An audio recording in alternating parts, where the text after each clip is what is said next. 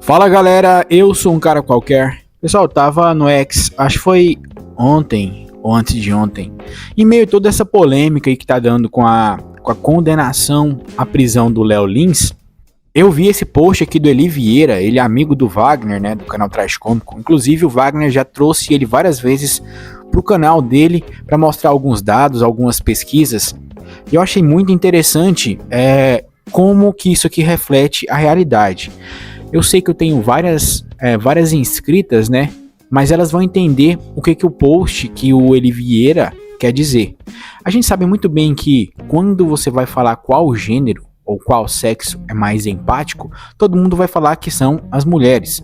Tanto é que a maioria das mulheres sempre escolhem aí matérias da área das humanas. E os homens tendem a escolher mais da área das exatas.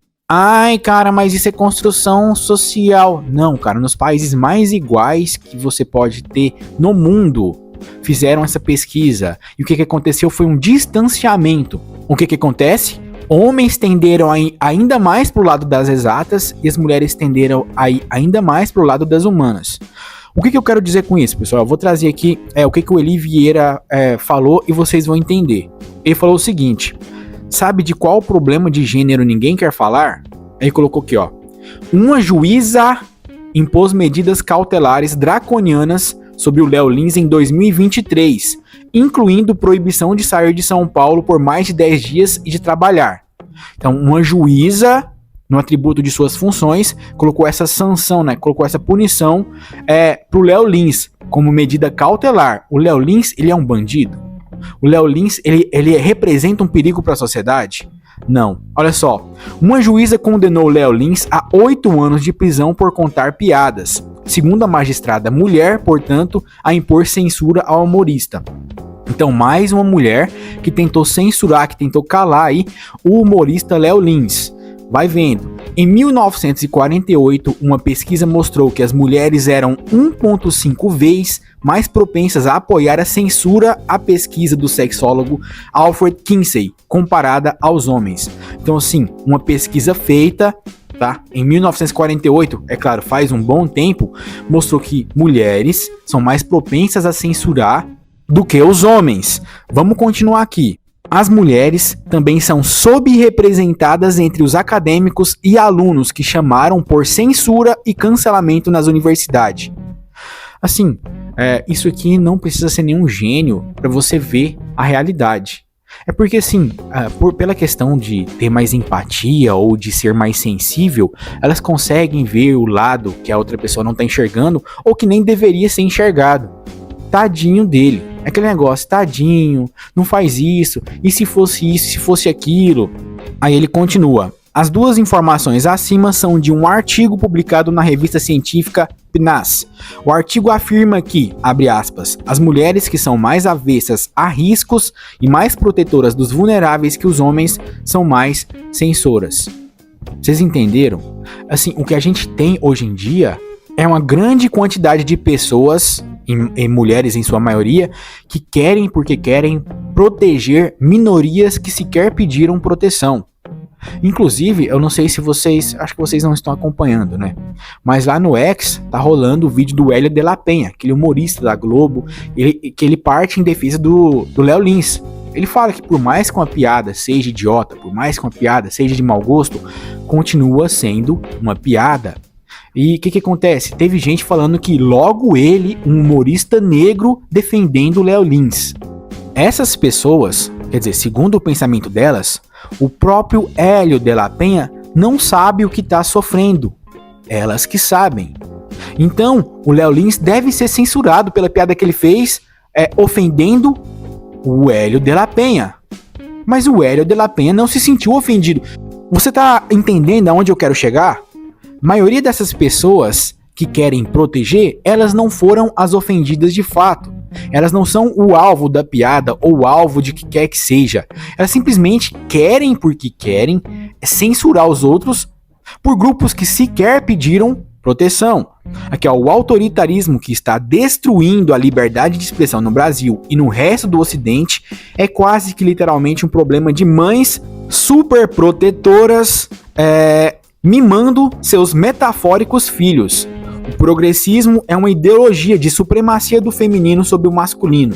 O identitarismo é o ápice do autoritarismo que atrai mulheres e outras pessoas com inclinações de personalidade a enxergar cuidados a supostos vulneráveis na política, atropelando todo o resto, inclusive princípios basilares como tratamento igual perante a lei. Assim, vocês já viram que esses grupos eles querem proteger, entre aspas, as minorias?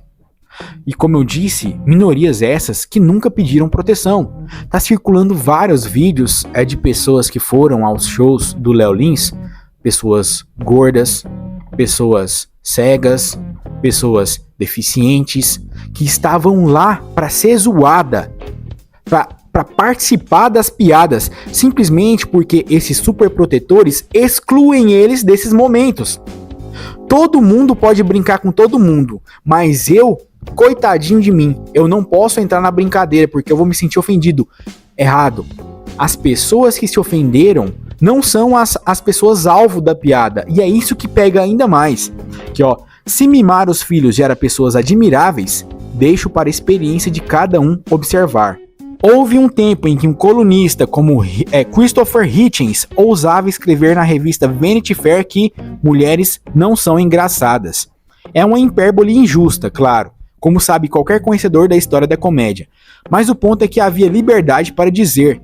Em 2007 era possível criticar uma mulher em particular ou as mulheres como um sexo e não ser chamado universalmente de misógino por isso. Silenciado, perseguido, demitido de uma publicação de esquerda.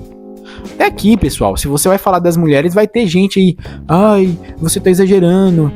Se a gente faz um vídeo falando assim que mulheres na arbitragem, acho que é um dos vídeos mais vistos que eu tenho aqui, mulheres na arbitragem não, mulheres na narração de futebol. Você só tá sendo misógino.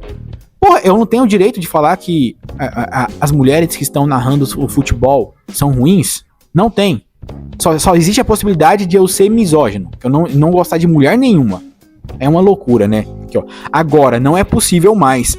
Mande este texto para o seu amigo progressista e conte os segundos até ele me acusar de ser misógino por dizer que o impulso para a censura é mais presente nas mulheres do que nos homens e por dizer que o progressismo é supremacia feminina.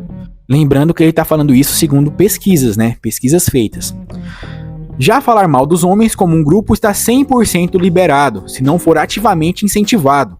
Que tipo de comentário vocês acham que eu recebi de progressistas por ter ousado escrever o texto com o título "Homens são ótimas pessoas, na verdade"?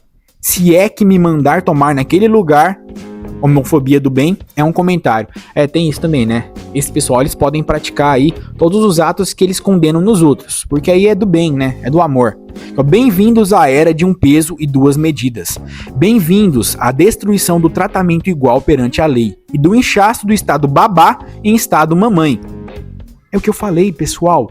Vocês querem dar mais munição pro Estado? Vocês querem que o Estado dite, que o Estado fale pra você quantos memes que você vai poder fazer antes que isso vire bullying? E bullying é crime, né? Vamos lembrar?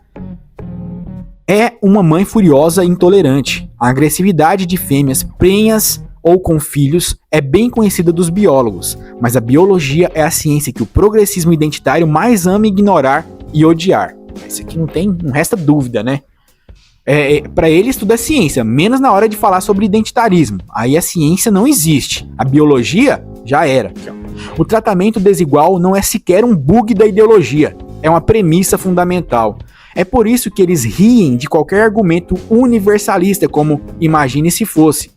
Ideólogos são incapazes de imaginar se fosse, pois sua imaginação é a totalitária. Ela existe apenas para avançar uma utopia que esmaga tudo o que estiver a seu caminho como um rolo compressor. E assim, todo mundo já viu esse finalzinho aqui, né? Quando alguém fala alguma barbaridade, a gente fala, mas e se fosse tal coisa? Não, aí assim, aí tem esse aspecto cultural aqui envolvendo. Não, mas aqui teve uma construção social para chegar nesse ponto. Você vai ver que existem todas as justificativas para não condenar certos atos. O ato, ele só vai ser condenável dependendo de quem fez. tá? Não é o ato em si, e sim quem fez o ato. Mas eu quero saber a opinião de vocês, o que vocês acham aí do assunto? Não se esquecem de se inscrever, deixar o like e compartilhar. Aí eu queria agradecer também a Lilian, mais uma vez a Lilian mandou um live pix aí, agradeço demais, tá? Ela falou muito obrigado aí pelo vídeo, principalmente o vídeo que eu fiz lá sobre esperando o vídeo do Peter, né? Com certeza ele não vai lançar um vídeo falando aí sobre o que tá acontecendo aqui no Brasil em relação à liberdade de expressão. Não se esquece de se inscrever, deixar o like, compartilhar toda aquela coisa que a gente já conhece, tá? A gente se vê na próxima, falou, valeu e até!